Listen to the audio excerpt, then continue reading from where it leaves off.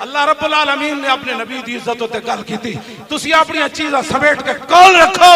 मेरे महबूब दे गुलामां वास्ते यकफी बिना अलामन गैरना हुब्बुन नबी मुहम्मदिन इशाना।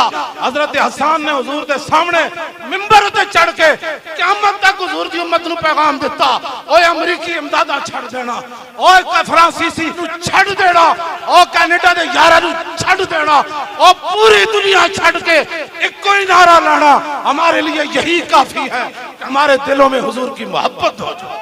बस हमारे दिलों में यही हमारे काफी है।